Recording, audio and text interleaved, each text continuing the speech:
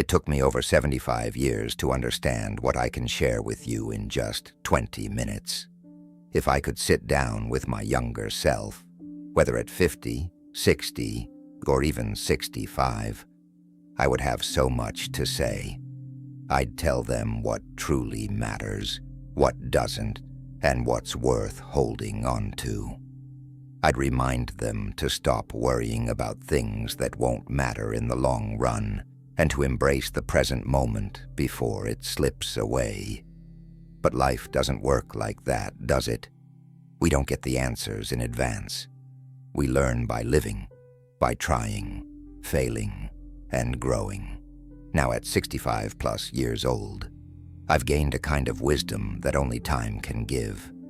And today, I want to share it with you, so you don't have to take as long as I did to understand.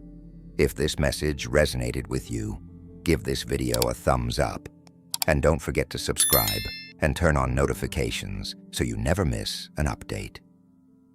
I believed it lived in the next achievement, the next milestone, the next version of myself that was somehow better, thinner, richer, more accomplished. I thought happiness was a prize, something I had to earn, something that always seemed just a little bit out of reach. I'll be happy when I retire. I'll be happy when I lose the weight.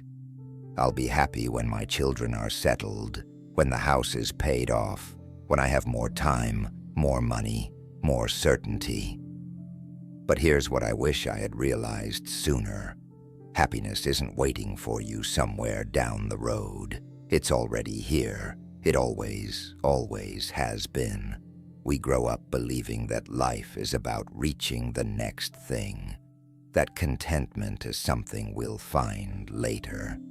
And yet, every time we get what we thought we wanted, we move the goalpost. We celebrate for a moment, then immediately set our sights on the next thing. We tell ourselves, just one more step, just one more thing, then I'll feel at peace. But happiness isn't in the next promotion or the next 5 pounds lost. It's not in the house you dream of buying or the vacation you're planning. It's not hiding in some future version of yourself that's somehow better than who you are now. Happiness is in the ordinary moments, the ones we overlook because we're too busy chasing something else. It's in the quiet morning light streaming through the window as you sip your coffee. It's in the warmth of a grandchild's hug, in the deep laughter shared with an old friend. It's in the way the wind moves through the trees on a summer evening, in the first bite of a homemade meal, in the sound of your favorite song playing on the radio. I've met people who spent their entire lives working toward a dream, only to arrive and realize they were still searching for more.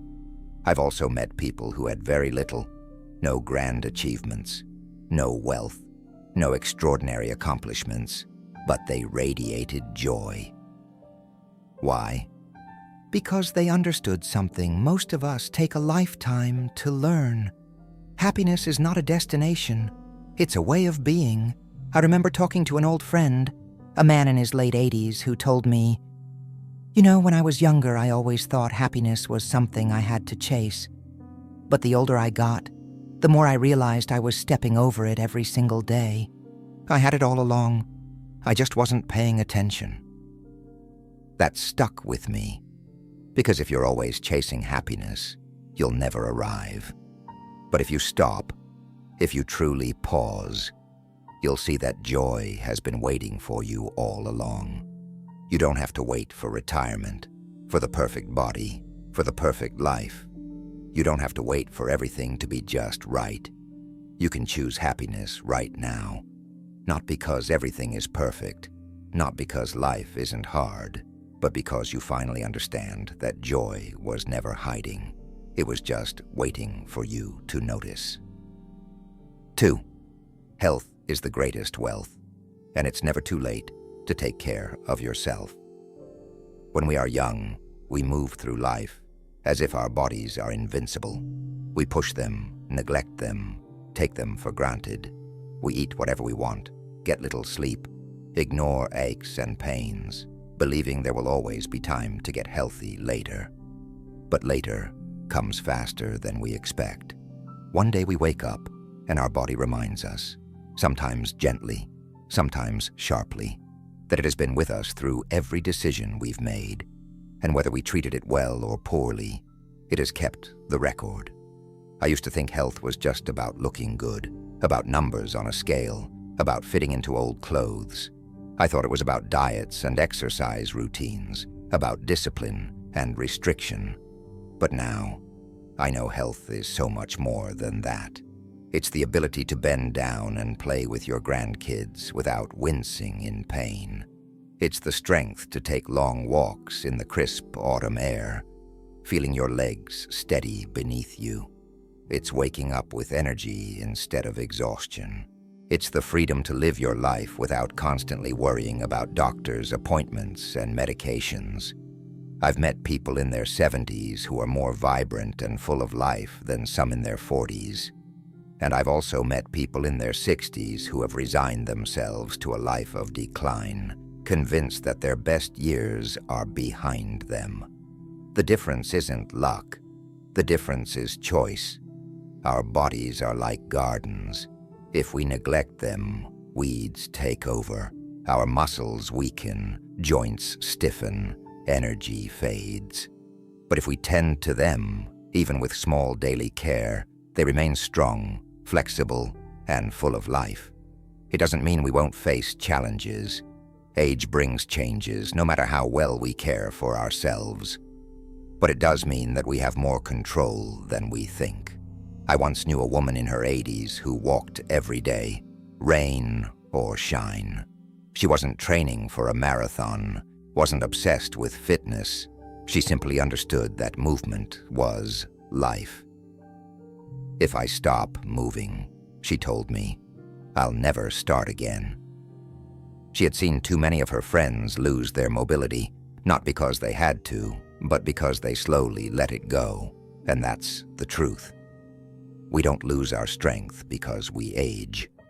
We age because we stop using our strength. If I could go back in time, I would tell my younger self to care for my body. Not because I wanted to look better, but because I wanted to live better. I would remind myself that every small decision, a short walk, an extra hour of sleep, a home-cooked meal, was an investment in my future self. But the good news? It's never too late. The human body is astonishingly forgiving.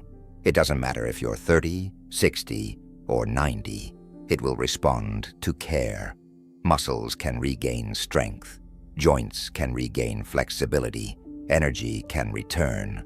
Even a small change, adding more vegetables to your plate, taking an evening stroll, stretching in the morning, can create a ripple effect that transforms how you feel every single day. There is a version of you, even at this stage of life, that is stronger, healthier, and more full of vitality than you imagine. And that version of you isn't waiting in some distant future.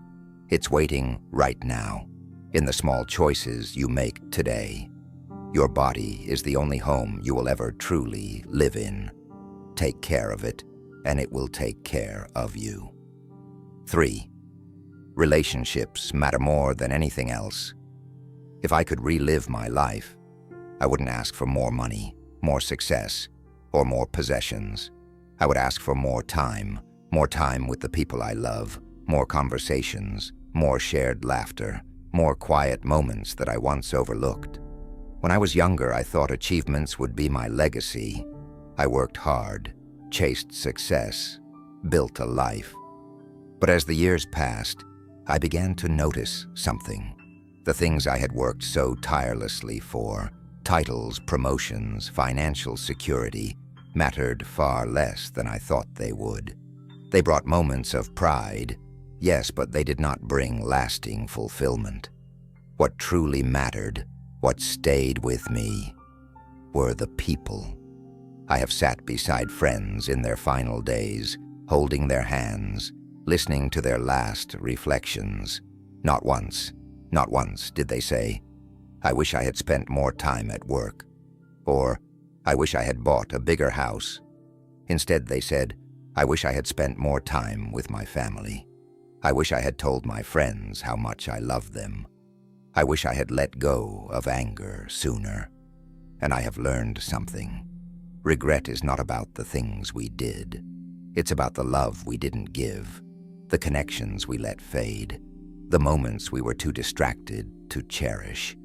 We live in a world that celebrates independence, self-sufficiency, and personal achievement. But the truth is, we are not meant to walk this life alone. No success, no possession, no personal milestone can replace the warmth of human connection. A hug from a child, the shared history with an old friend, the comforting voice of a spouse who has known you for decades. These are the treasures of life, the things that no amount of wealth can buy. I used to hold on to grudges. I thought time would naturally heal relationships, that the distance would close itself. But time doesn't heal wounds, only love and effort do. Pride steals years. Anger steals moments. Distance steals people. If I could go back, I would choose forgiveness faster. I would reach out first. I would say, I love you more often, not assuming that people already knew. The greatest wealth I have now is not in my bank account. It's in the voices that fill my home, in the friendships that have endured time, in the people who still call to check in. It's in the laughter that echoes at the dinner table, in the handwritten letters from my grandchildren, in the stories shared over a cup of coffee. If you're holding on to anger, let it go. If there's someone you miss, call them. If there's love in your heart, say it out loud. Life moves faster than we think. One day, all we will have left are the memories of how we made people feel and how they made us feel in return. At the end of life, we won't measure our worth by the things we owned or the goals we reached. We will measure it by the love we gave, the kindness we showed, and the relationships we nurtured. Because when everything else fades, love is the only thing that remains. The fear of aging is worse than aging itself. There was a time when I feared aging, not just the physical changes, the wrinkles, the gray hair, the slowing pace, but the deeper fears, the fear of becoming irrelevant, the fear of losing purpose, the fear of watching time slip away faster than I could hold on to it. But now, having lived through decades of life, I see things differently. Aging is not something to fear. It is something to honor, something to embrace. The only tragedy in growing older is wasting time worrying about it instead of living it. When I was younger, I thought aging meant decline. I saw it as a slow fading, a gentle retreat from the world.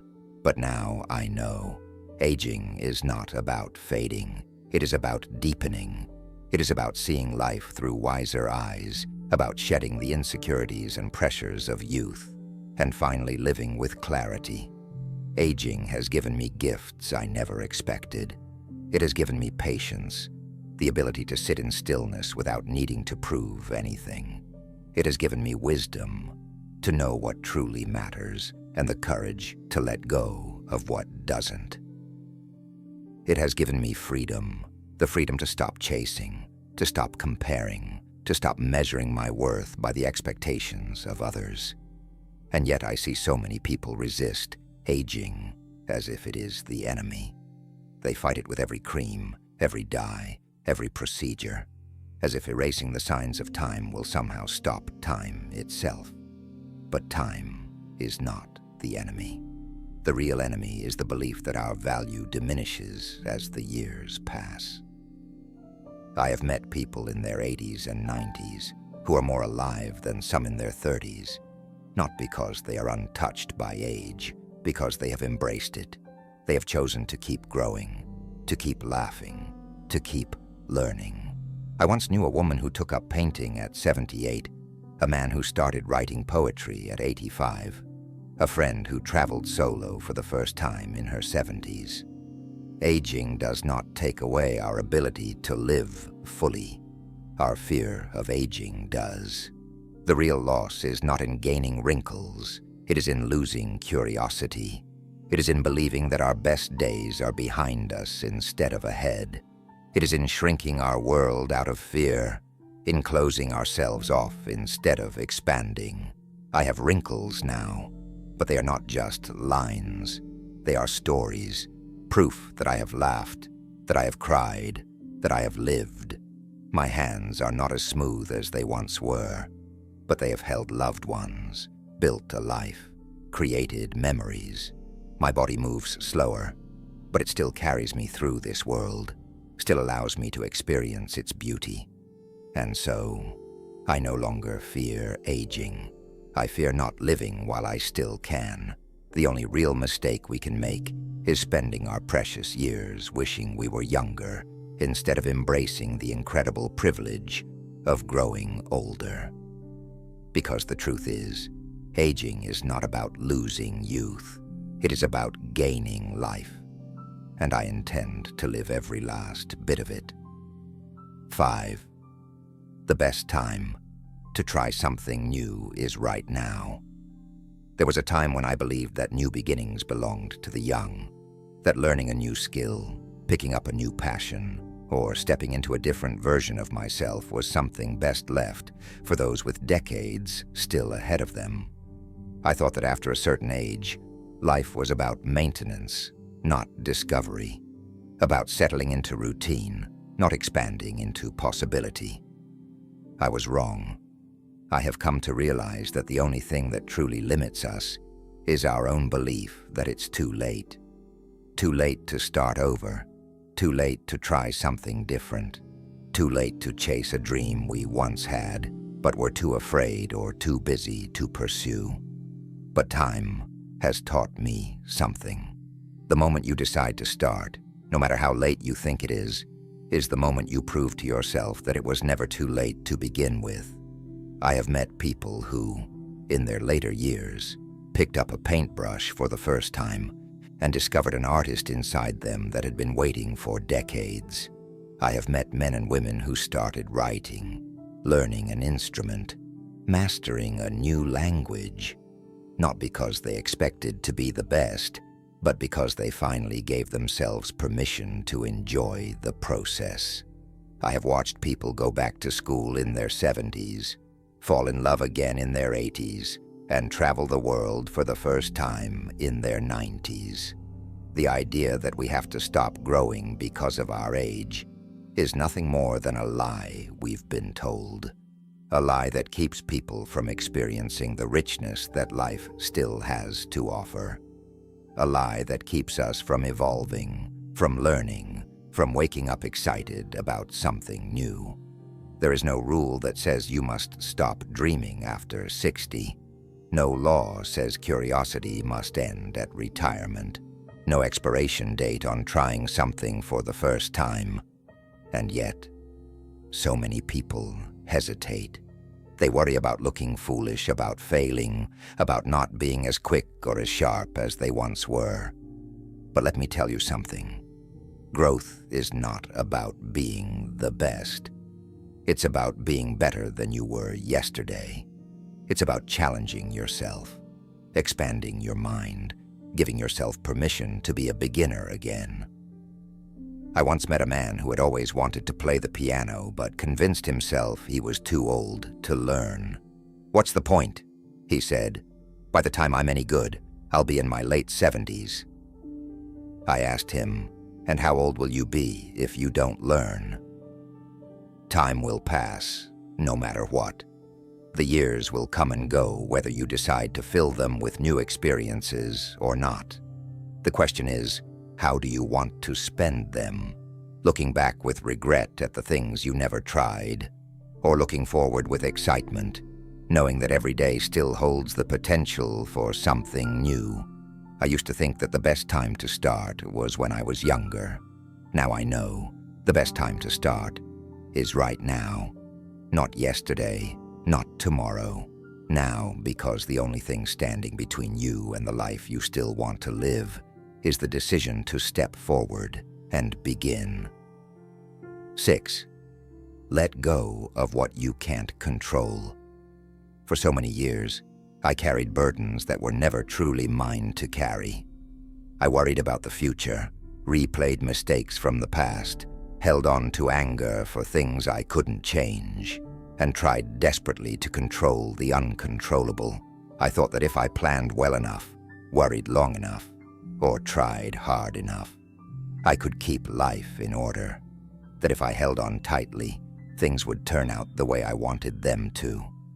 But life has a way of humbling us, doesn't it? It teaches us, in small whispers and in painful lessons, that control is an illusion, that no matter how much we try, there will always be things beyond our reach.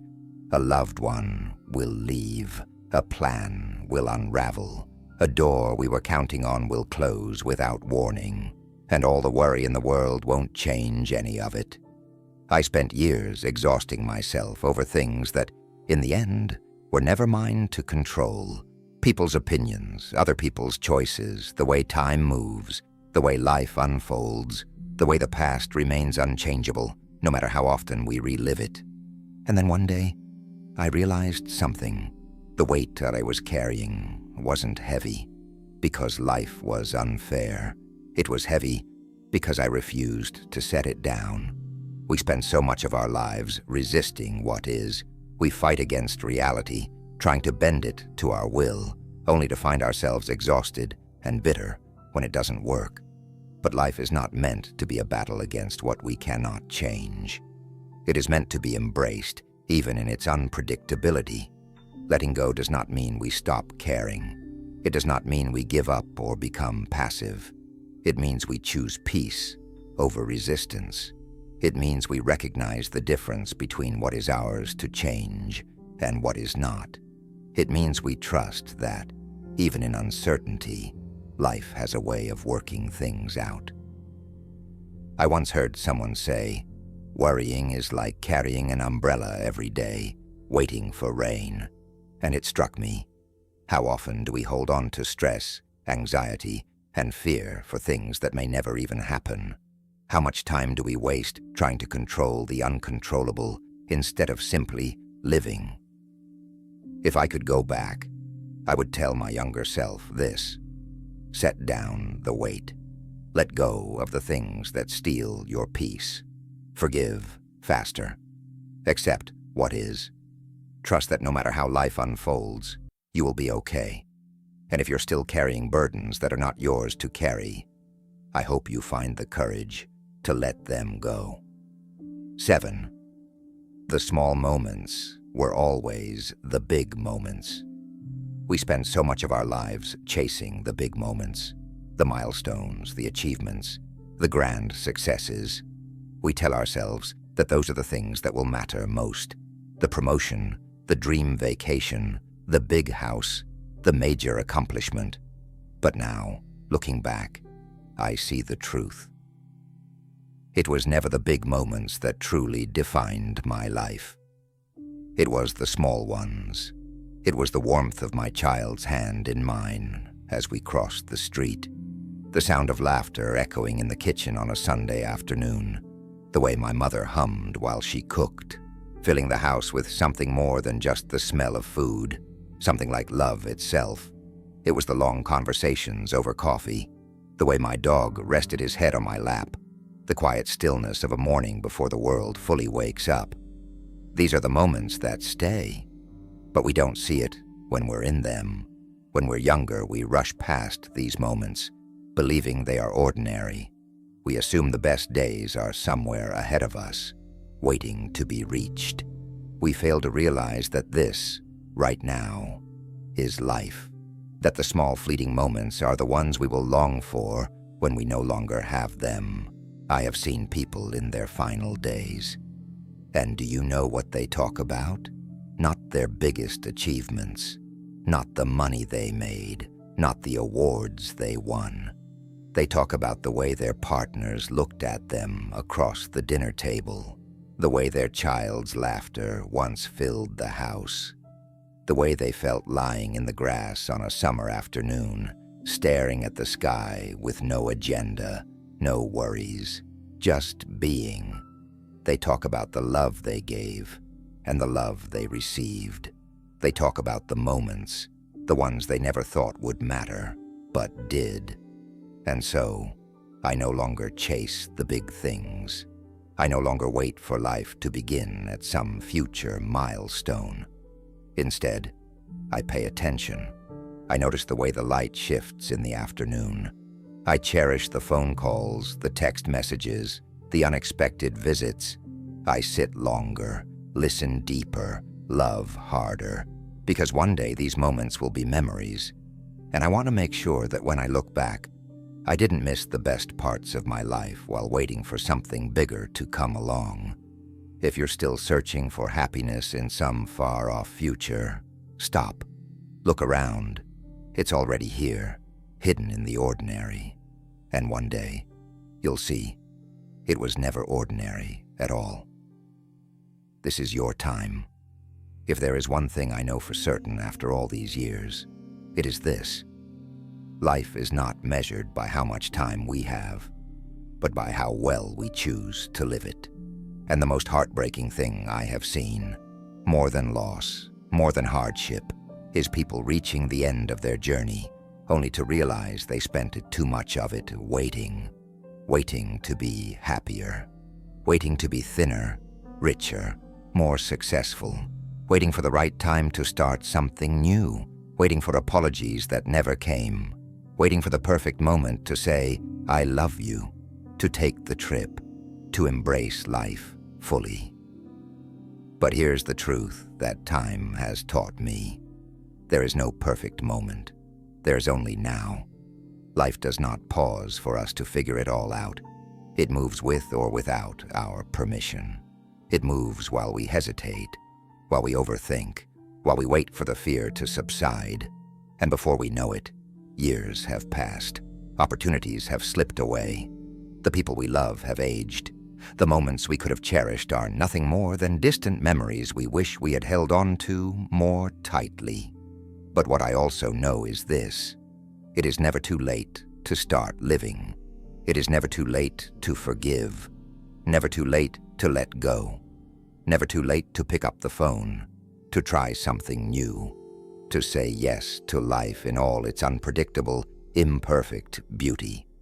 If I have learned anything from the people I have met in their final years, from my own experiences, from the countless moments of reflection, it is this.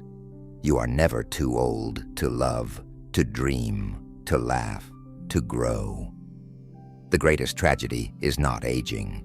The greatest tragedy is reaching the end of your days and realizing you never truly lived. So don't wait. Don't waste another year, another month, another day wishing for a past you can't return to, or a future that isn't promised. Open your heart, open your hands, and embrace the life you have right now. When the time comes to look back on your life, you won't remember the fears that once held you back.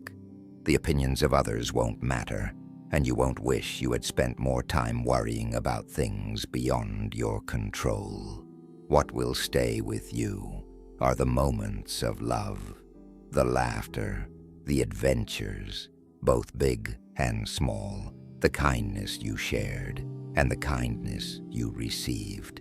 If you choose to live fully, when the time comes to say goodbye, you will do so without regret, because you will know deep in your heart that you truly lived. These reflections are here to inspire you to embrace life with authenticity and purpose. Now, I'd love to hear from you. What's one lesson you've learned and plan to apply in your own life? Share your thoughts in the comments, and let's support each other on this journey. If this message resonated with you, please like, share, and subscribe to our YouTube channel for more content like this. Your feedback means the world to us. Thank you for watching. Here's to living life on your own terms,